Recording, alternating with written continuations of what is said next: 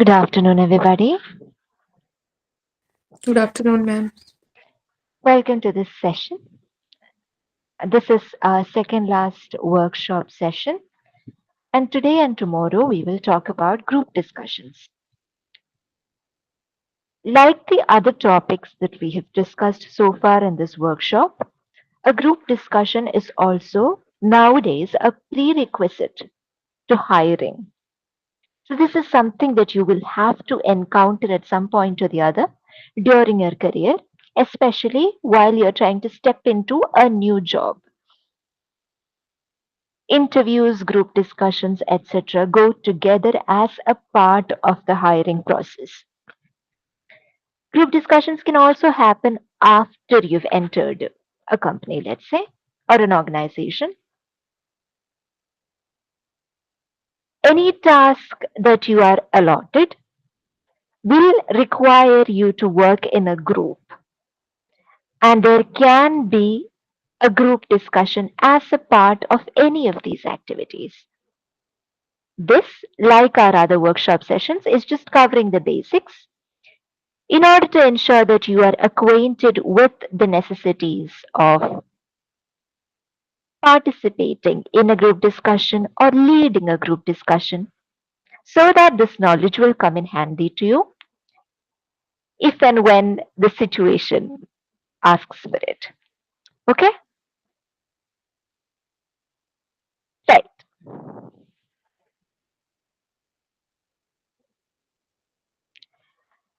In this in these 2 day sessions, we will cover several topics broadly: what group discussion is, why we have these group discussions, what are the different kinds of GD topics, what are the rules that we are supposed to follow when we are taking part in a group discussion, what are the different roles that we can play when you are part of a group discussion. For example, what does it mean to lead a group discussion? What does it mean to participate in a group discussion? How is it different? And what is required of a leader in a group discussion? These are all things that we will talk about. Now, there are different kinds of group discussions. In these sessions, we are going to be primarily covering GDs that are a part of job interviews, that is, group discussions that are a part of the hiring process. They are put in place as a part of the hiring process so that your interpersonal skills can be tested and understood. There is another kind of a group discussion called a focused group discussion or an FGD. FGDs are used in market research or social sciences research. For example, to study consumer behavior, social scientists might use an FGD. A focused group discussion is entirely different in its focus. It is trying to study why people behave in a certain way. Why do consumers buy a certain product? Why do people decide to spend more money to buy a certain costly product? When do people opt for a cheaper alternative? Why do people prefer certain products to others? All of these are studied as part of FGDs. In these sessions, we're not going to be talking about FGDs. This is a research tool, whereas the GDs that we are going to be talking about is a part of the hiring process.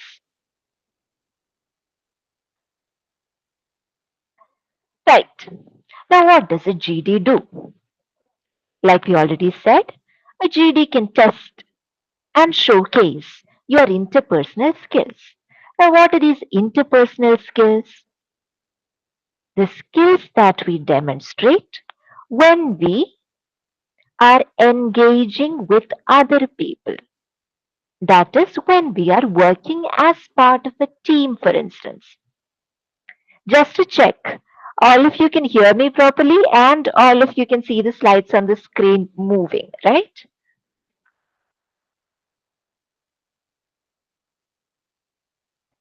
Any issues? No, ma'am. Okay. Thank you, Gurkirat. Examples of interpersonal skills include negotiating, teamwork, conflict resolution. Whenever we try to engage with others, we will need to negotiate to some extent, right? This is also a part of how well we would align with a company's work culture. This is something that recruiters really want to see before they hire a candidate. Does this person work well in a team? When there is a difference of opinion, how does this person navigate through that issue? This is something that they are trying to assess through a group discussion. A GD can also assess your listening skills. Because in a GD, you'll not be the only one talking. Other people will also be talking. And when other people talk, they will be presenting their own perspectives, which might not be in agreement with your perspective. So even if you are trying to critique that person's perspective, you will have to listen to that person in order to offer a critique, right? So a GD can be an effective tool in order to test your listening skills.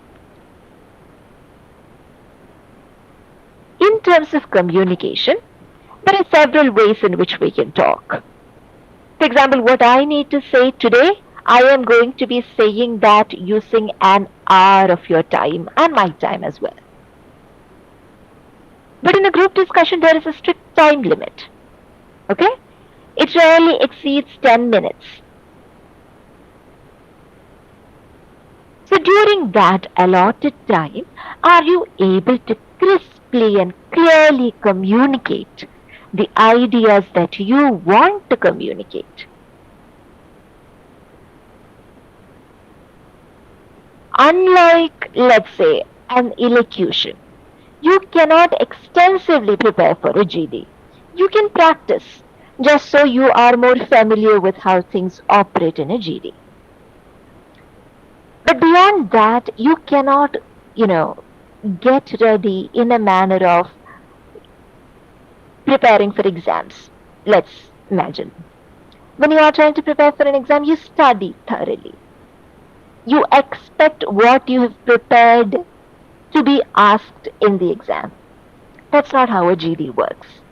So in a GD, in addition to your knowledge, your creativity and your spontaneity, your ability to think on your feet. I've not exactly prepared a speech, but I can still speak on a topic with minimal preparation. And when I speak on that topic, when I build a draft in my mind, that draft, that speech is going to pull everyone's attention to what I'm saying. This is what spontaneity and creativity means. But let's say you're both spontaneous and creative, but you do not have sufficient knowledge in order to construct that speech. That will also show in a group discussion. So you need knowledge, you need creativity, and you need spontaneity in order to perform well in a GD. And finally, the whole point of this exercise is for your recruiter, your prospective employer, to see whether you are a value fit with the company, whether your priorities align with the company's priorities, whether your perspectives and ideas and goals align with the company's perspectives and ideas and goals, whether your mode of operation aligns with that company's mode of operation. All of these can be seen when you participate in a GD. I come from a literature background, as I often say. So we are told quite early in our training that language betrays us. The way in which we speak will reveal the truth about our thoughts. That is what happens in a GD as well. The way in which we speak will reveal what we are as a person. Okay? Yes, ma'am. Right. What are the different kinds of or types of GD topics?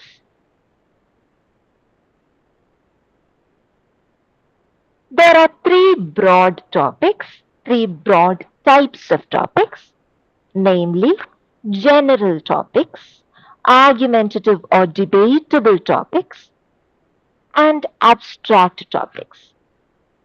General topics require general knowledge.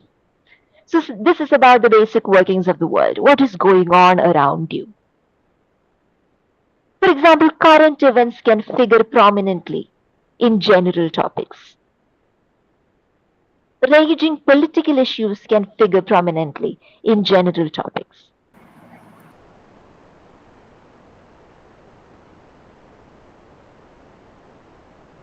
In opposition, an abstract topic is not about the ground reality. Abstract as opposed to concrete. Abstract is about ideas. Concrete is about ground realities, facts. Let's look at a general topic. Small businesses are an important lifeline of India's cities and need to be supported more. It needs a certain degree of general awareness in order to tackle this topic or in order to effectively speak on this topic.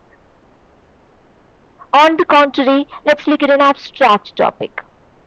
It will have to do with an idea, how we think. Change is the only constant in existence. It doesn't specify what kind of change.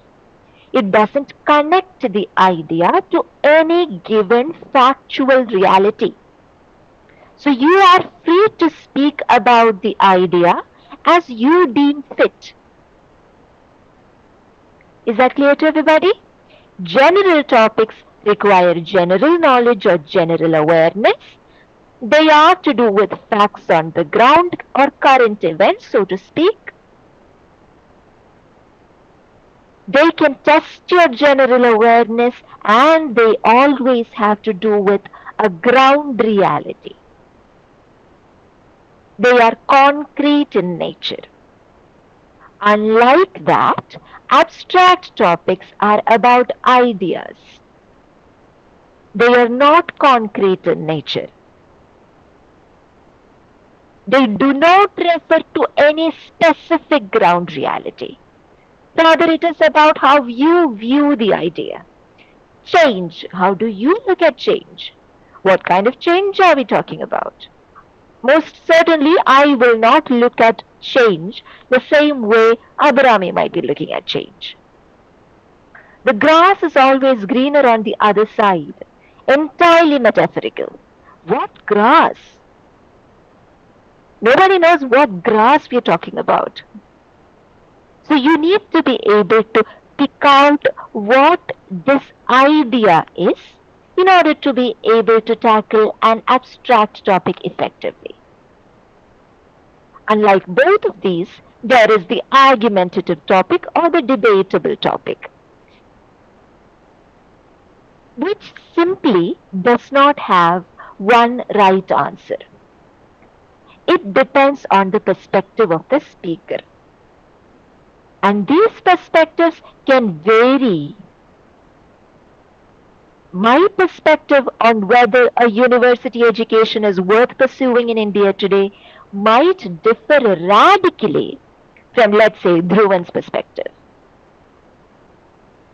And so, when we are having a discussion on an argumentative or debatable topic, we are very likely to end up arguing. So just because my perspective is different, you know? On the other hand, in an abstract topic, there isn't much scope for argument because it's already clear that it is not connected to any specific definition of change, any pinpointed idea of what grass is supposed to mean here, right? So there's no scope for argument. But in an argumentative topic, there is no one right answer. It depends on the perspective of the speaker, and these perspectives can vary to a great extent between individuals. Is that clear to everybody? All three kinds of topics clear to everyone? Yes, ma'am. Okay. Excuse me, ma'am. Yes. Ma'am, abstract group discussion is like discussion on philosophy or ideologies, concept. It is conceptual. It can be philosophical. I would not say it is ideological, but then everything is ideological. So, yes, in that sense, you are correct there as well. Typically, abstract topics can be more about ideas, more about concepts. Whether it is philosophical or not actually depends upon how we approach it. For example, the grass is greener on the other side. I can make that a philosophical inquiry, but I can also simply talk about, currently I have this job, but this is not the job that I wanted to have. So there is a better job that I always had in mind. That is also grass is greener on the other side. It need not be philosophical, always, but it is always abstract, conceptual. It depends purely on the way in which I approach the idea. Clear? Yes, ma'am, clear. Okay. Here are some more sample topics. Too much thinking leads to the death of doing. What kind of a topic is that? Think about that grass. What kind of a topic would the first one be? Abstract. It is abstract. Yes, very good. Why do I say that it is abstract? Because it doesn't specify thinking about what. How on earth can doing die? Doing is not alive. So, in all of those ways, it is abstract. You are supposed to understand what this topic is referring to in a metaphorical sense so that you can speak about that idea. The youth of India needs to focus on gaining skills more than knowledge. What kind of topic is that? Argument. Argumentative or debatable topic. Yes. Why? Because I will have one perspective, you will have another perspective, Shreya will have another perspective, and the three of us will never agree with one another. So we are going to end up arguing. Remember, in a group discussion, the point is not to argue. The point is to incorporate different points, differing viewpoints into your own perspectives, right? So this is a debatable topic, but we are not going to debate because this is not a debate. This is a group discussion. So how do you go about it? We'll see that as we go further along in this presentation. Companies should make working from office optional. What kind of a topic is that? Is there one Debatable. right? It is debatable. There is no one right answer. I might say something, you might say something else. Divestment of public sector companies is a good step for India. It requires some amount of general awareness to answer this. Yes, ma'am, general. General topic, yes. The brain drain has caused more harm than good for India. What kind of a topic is that? General. It can be general, it can also be argumentative or debatable. Why do I say that it can also be argumentative or debatable? What, see, for example, the brain drain. This is about people who are educated in India who suddenly leave the country, who live and work elsewhere, abroad, right? And we can say that they're bringing in money, but the topic is suggesting that it has caused more harm than good for India. So I might take the perspective, no, that's not correct. It has actually affected India in a positive way? Somebody else might say, no, I don't agree with you. This has caused more harm than good for India. So, in that sense, it can also be debatable. But Shreya is correct because you cannot speak about this topic unless you have a general idea of what this brain drain thingy is. Okay? The battle against climate change depends on the youth of the world. What is that? What kind of a topic is that? General. It is general. It is general. So you need to have general awareness and you should be able to speak about the proactive role that the young people can play in relation to climate change, which you will not be able to do unless you have some amount of general awareness. Right. I believe you understand the idea of behind the different kinds of GD topics. Now, what rules are we supposed to follow in a group discussion? Let's assume this is a 10-minute GD with 8 to 9 members in it. That's how it typically is. So you will have a panel of judges who will be assessing you. Here, let's imagine that this is a 3-member panel. The first step is that the panel or one person from the panel will read out the topic or the case for the group discussion. They will first present the topic to you. This is the topic for today's group discussion. Comments. They will not say it as dramatically. I'm just trying to make it dramatic, right? So that you will understand. They will read out the topic or the case. And let's assume that takes 1 minute. Then, amongst the group, one person will lead the group discussion. This person is called the leader. The leader will begin to speak with the permission of the panel and that of his group members. In 1 minute, the leader will set the direction for further discussion. What does he think about the topic? What are the different viewpoints that can be taken on this topic? The leader is basically that person who is opening up the floor for discussion. After that, now this is, let's say, an eight-member team, right? 8-member group.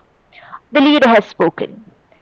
Now, 2 minutes have elapsed. 1 minute for the panel to read out, 1 minute for the leader to set the context for further discussion. And then each member of the group will speak one after the other. Okay? 7 Yes, ma'am. minutes for each member to take the discussion forward. And finally, how does it end? The leader will once again start speaking, not to add anything new, but to summarize everything that has been discussed so far by the group. This is the conclusion. The leader will both begin the discussion and wrap up the discussion. Okay? Now, as you see, the leader is not an entity who is more important than the participants. The leader is just performing a different role in the group discussion. The participants are no less important than the leader. I hope you understand that. How to lead a discussion? Let's say you want to lead a discussion. You are in a group discussion and you feel like you really want to take the lead here. What do? When the topic is being read out to you, you listen carefully. Jot down notes very fast. Ask yourself whether you have something meaningful to say. A leader shouldn't just be blabbering. You should be able to open the floor for discussion in a meaningful manner. Okay? And you should start speaking in a formal manner. Where I start? with the permission of the chair and that of the group. Or you don't have to make that a question necessarily. You can just say, with the permission of the chair and that of the group, I would like to take the lead in this discussion. And then what do? You say, about this topic, this is my general perspective. And then you elaborate on that a little bit. What are your views here? These are my views. But there are several possible ways in which we can approach this topic. I'm very eager to hear from my group what the different approaches they take towards this topic are. Do you see what I did there? I am not trying to swallow the mic myself. I'm just saying, so here we have a topic. This is my take on it. But this is most certainly not the only way we can think about it. There are several different ways in which we can think about it. And I would really like to hear what all of you have to say. With that invitation, a lot of the people in your group should feel empowered to speak. If they don't feel empowered to speak, then you have failed. Okay? While the others is speaking, you should take notes. Pay very close attention to what everyone is saying. Jot down the main points because you will have to deliver a summary at the end of it. You are not going to add any new points to your summary.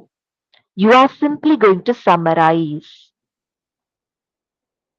You are going to make sense of everything that has been discussed by the group.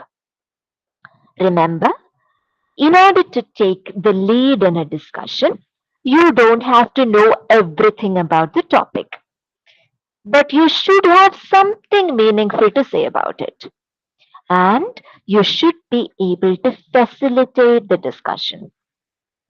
You are somebody who is passing through a door for the first time, and you have the responsibility to hold the door open so that others can also pass through. This is what I mean by facilitating. Right. Now let's see an example of an effective opening in a group discussion. I hope this is clear to you so far. If you have any questions, please think about it. I'll just take a quick drink of water and rejoin you.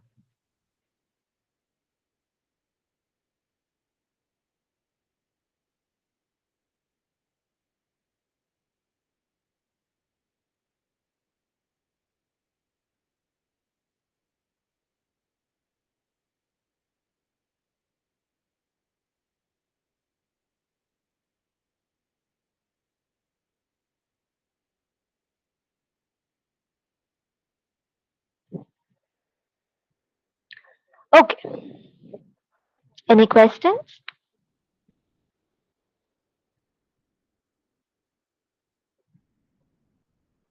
Right. So let's see what an effective opening in a group discussion looks like. What is our topic? Let's imagine that I am playing the role of both the panel and that of the lead. Small businesses are an important lifeline of India's cities and need to be supported more. The panel has read out the topic, and now I'm going to speak as the leader. I would like to take the lead in this discussion with the permission of the chair and that of my group. Now I am going to present my perspective on small businesses in India. So I'm going to say small businesses were affected adversely, especially during a pandemic like that of COVID-19, right? And what kind of small businesses am I talking about here? Tea and tiffin stalls, tailors, craftsmen, daycare services, beauty parlors. These are all small businesses which could not avail the privilege of remote work during a situation like that of the pandemic. They operate person to person. They interact with their customers on a daily basis. Remote work is accessible only for the middle and upper middle class. So you cannot expect these small businesses to shift to remote work when there is a situation like that of the pandemic. How can we ensure that small businesses can be disaster resilient? What kinds of support systems can we conceive and install? This is the direction in which I would like to move the discussion forward. And I look forward to hearing everyone's views on this. Okay? So, what did I do here as a leader? I opened my statement using a formal introduction. Then I presented my own perspective. I contextualized it. Not just small businesses any day, anywhere. Small businesses during the time of a pandemic like that of COVID 19, when there was a lockdown. And what kind of small businesses am I talking about? I made that very clear. Why do we need to make small businesses disaster resilient? And what can we envision in order to lead small businesses to a greater amount or level of disaster resilience? And at last, I open the floor for the rest of the members of the group.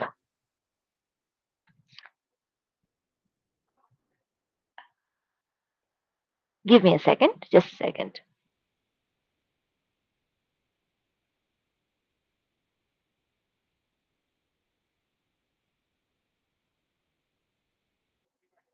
Okay. Not everyone can be a leader in a group discussion. I hope that is clear to everybody. So, some people will be participating. Like we already mentioned, the participants are no less important than the leader. If a leader is somebody who is setting the tone or setting the context for further discussion, what exactly does a participant do? A participant will grasp the central point of the issue and stick to it. What is the central point of this topic? Small businesses are the lifelines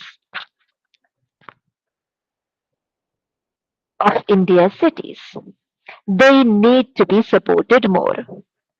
So the central point is to come up with strategies which can support small businesses. The central point is not to downplay the importance of these small businesses. And then you quickly find two or three points which you would like to talk about. Remember, time is very, very limited here. Time is of the essence. Okay? You just have 1 minute to speak. So during that 1 minute, for your presentation to be coherent, you should be very articulate. Decide what points you're going to speak about and stick to those points. Deciding on these points beforehand will allow you to structure your argument in your mind.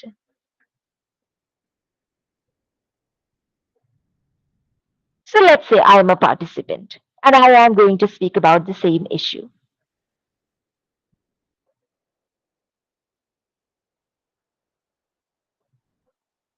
If I am beginning my participation with a clear and emphatic topic statement, I would say something like, there is absolutely no doubt to the fact that small businesses are the lifelines of India's cities. Without these small businesses, the city's ability to function effectively would be severely curtailed. Small businesses perform the very important task of sustaining all the workforce that the city utilizes. So I would like to speak more about the ways in which the clientele of small businesses can actually develop strategies which can make these small businesses more disaster resilient.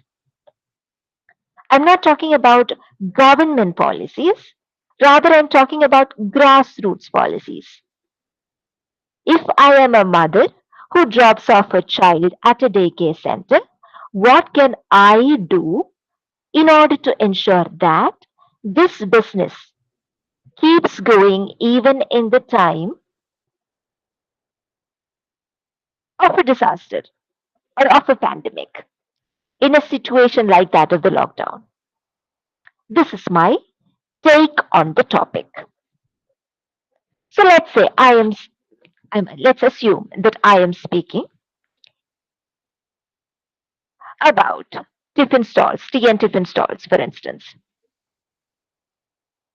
During the lockdown, if there is one specific tiffin stall that the employees of a certain IT company are used to frequenting, these same employees can ensure that the tiffin stall owner does not go out of business by continuing to purchase, by very simply continuing to purchase from him. And this tiffin stall owner would therefore have to come up with a strategy that allows him to deliver his goods rather than waiting for his clientele to come to him, perhaps. So we are re-envisioning, or in other words, the entire modus operandi of this small business, such that just by the engagement between the clientele and the shop owner, an effective strategy to support the business can be evolved.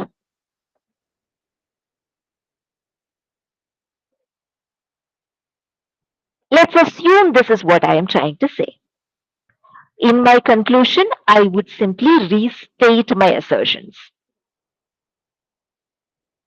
And then I would say, but there are several limitations to the kind of intervention that I am suggesting.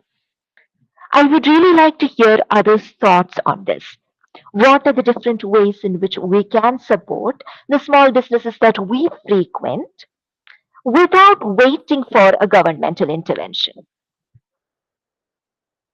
And then that is inviting another person's perspective into the topic. I don't know if I'm communicating this clearly enough for you, but I hope that is clear to you. Yes, ma'am. Okay. Important points: stick to the central point, do not get sidetracked. Another thing, choose one or two points that you would like to speak about. Structure your argument around these one or two points. In addition to the kind of the three types of GD topics that we've discussed so far, another kind of topic that is possible in a GD is called a caselet. You are given a case based on which you would have to carry out your group discussion. For example, you are the senior manager of a software firm. Last year, your company had initiated a fast track plan, a plan to speed up the company's development efforts and rapidly increase market lines by introducing one product into the market per month. While your R&D lab has been able to meet this monthly goal over the past 11 months, the quality of the products has suffered unmistakably. You are also unable to train employees fast enough to work efficiently, and almost all departments are overwhelmed. Moreover, since the sales and technical specialists haven't had time to develop the expertise needed to help buyers before the sale or support them after the sale, too many customers either buy the wrong product or buy the right product but then can't get knowledgeable help when they need it. Discuss the situation with your team members and plan the next course of action. This is a longish paragraph. it's very difficult to hold your attention to everything that the paragraph is saying. So you have to think very, very quickly. While the case is being read out, immediately underline in your mind what the central concerns of the case are. Okay? So you should be immediately able to grasp what the key points here are. What are the key points that we need to address? What exactly are we going to discuss here? Amongst this huge paragraph of information, where exactly are the key concerns hiding? When I mean by underline in your mind, this is what I mean. You might not be able to physically underline, but you should be immediately able to catch hold of the key concerns. The key concerns are every month you're putting a new product into the market. R&D lab has been able to do it, but the quality of the products has suffered. You cannot train employees fast enough. All departments are overwhelmed.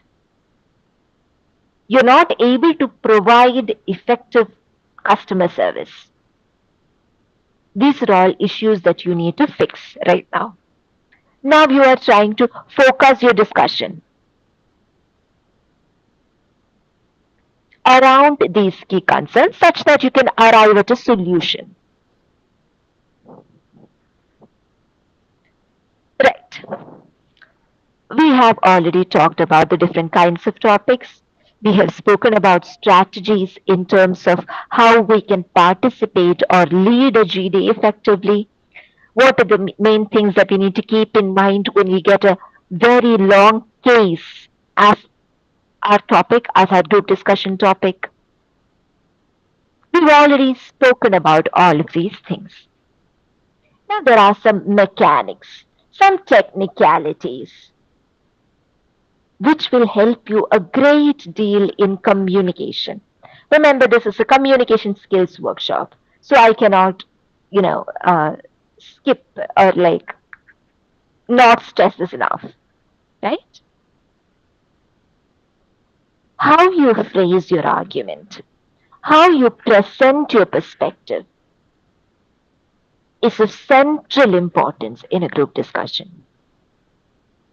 You should be able to present your ideas formally, politely, and at the same time compellingly. So these are just a few turns of phrases which can help you in the actual event of communication. When you're trying to make a point, for instance, how do you say that? I'd like to note here that one point that I want to make is, I also want you to notice how my tone is changing. You can't see me right now, and yet you can feel the change in my tone. Your tonality and your construction, your sentence construction, will immediately enable you to communicate that much more effectively. Let's say you really want to disagree with somebody. When you're trying to disagree with somebody, the need to be polite is that much more important, because you should not come across as somebody who's rude and disrespectful. So how would I say, I really, really disagree with somebody amongst you. Okay, Shagun. I really disagree with Shagun. Whatever Shagun is thinking, I don't agree with him at all. So I would say, Shagun, I beg to differ. Whatever you said right now, I beg to differ with you on that. And then I should carry forward with what my perspective is. I'm sorry, Abhrami, but I must disagree with you on this because there is a reason as to why I'm disagreeing with Abhrami. Let's say I want to agree with somebody. I second your opinion. And I would also like to add, I'm not just blindly agreeing, I'm also making my own contribution to the discussion. I'm glad you mentioned that. because I was also thinking about something along the same lines. Okay? I want to agree with somebody, but I have a few reservations about what that person is saying. What are reservations? A few doubts. Not too sure. By and large, we are in agreement, but I'm not fully there with you yet. I see where you're coming from, and I agree, but have you considered this aspect of the issue? That may be valid, but only in certain circumstances. For instance, in a circumstance like such and such, would this point be very valid? I'm raising a question there. Let's say I want to interrupt somebody. In a group discussion, it is always better if you're not interrupting the others who are speaking. But if there is a grave need to interrupt, you cannot carry on unless you interrupt. How do you interrupt? Can I add something here? Can I add something to what you've said already? And I would like to add on to this.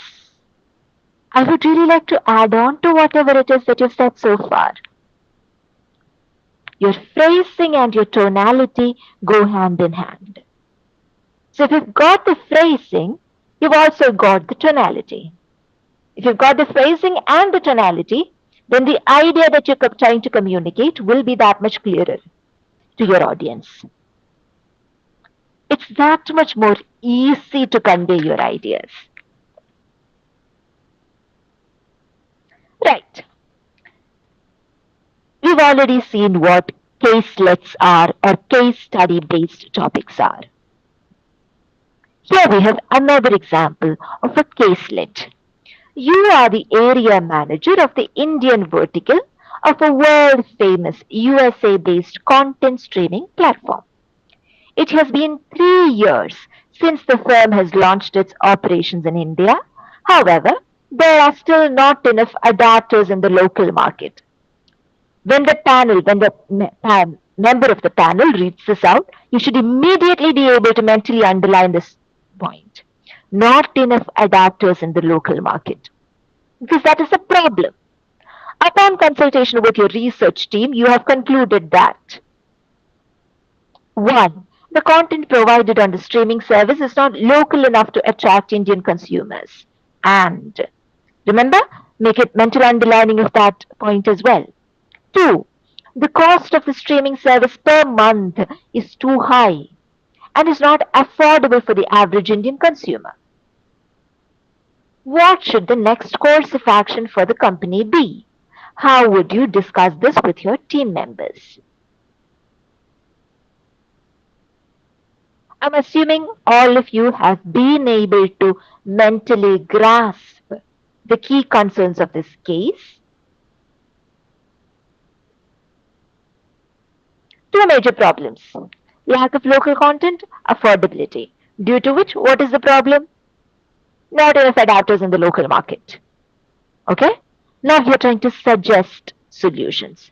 To improve affordability while still breaking even, the company could explore a mobile-only plan for a much cheaper price. Why? Because most Indians get their entertainment from mobile devices. To improve lack of local content, the streaming service can collaborate with budding content creators on social media to come up with original content with low production cost. These steps could improve the rate of adoption among Indian consumers. So you grasp the central concerns, and in your discussion, you address these concerns such that you are suggesting solutions which can effectively mitigate the issue. There are some don'ts when you are participating in a group discussion. You don't just repeat something that has already been said.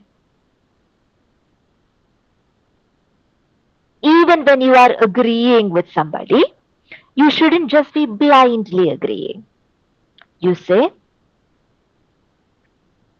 I agree with what you said, and I would like to add on to it. There is an individual contribution that you're making to this discussion. Your agreement is valid, but so is the idea that you are bringing forth. In a GD, do not look indifferent or uninterested. Now, the thing is, we don't look indifferent or uninterested in a group because we are either indifferent or we are uninterested. But do you know what happens? We are often very insecure. So we feel like unless I look uninterested, people are going to think that I am latching on to every single word that they are saying, and that therefore they are more important than me. We can be very petty as humans. We can be very insecure. These are things that you need to correct. It's very unlikely that you will look actually indifferent or uninterested in a group discussion, but you will have insecurities which you need to address. Okay? You should look like you are an active participant. Even if you're not speaking, you should be listening attentively. When you are speaking, you need to be looking at the other members of your group just to see how well you're being received. What are the things, among the things that you say, what are the things that resonate with your audience? What are the things that are receiving acceptance? What are the things that they are disagreeing with? Both of these things are important.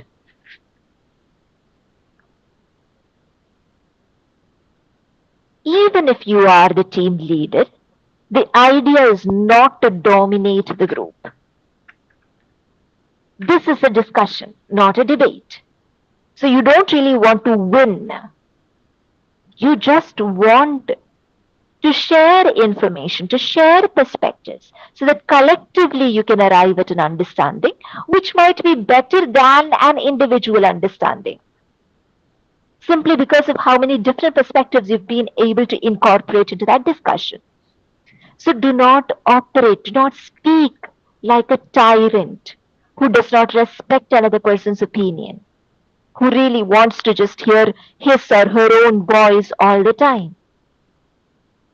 And most importantly, do not make personal comments, do not make sexist comments, and never make casteist attacks or remarks to others.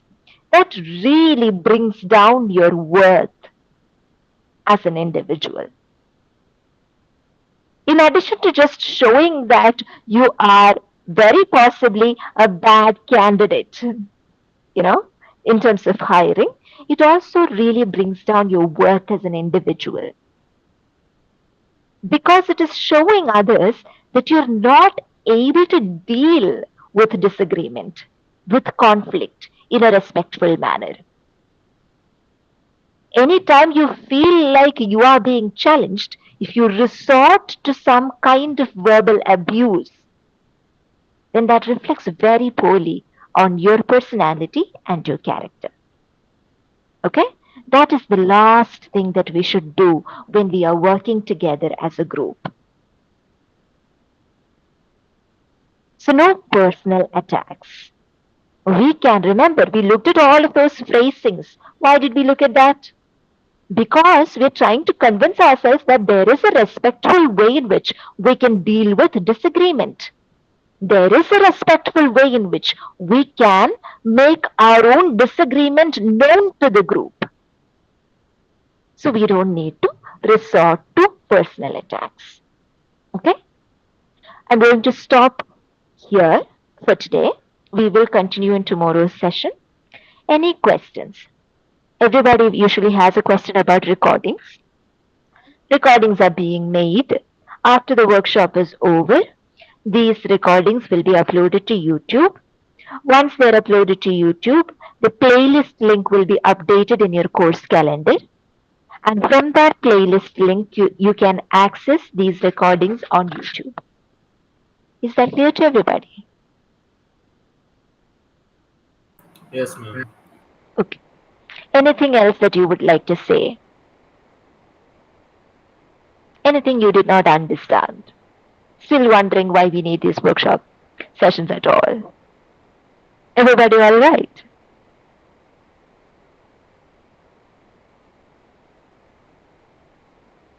Okay, assuming you guys are all right, thank you very much for your patient listening.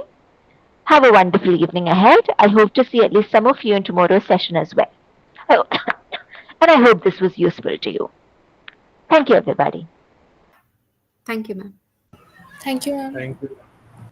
Thank you, ma'am.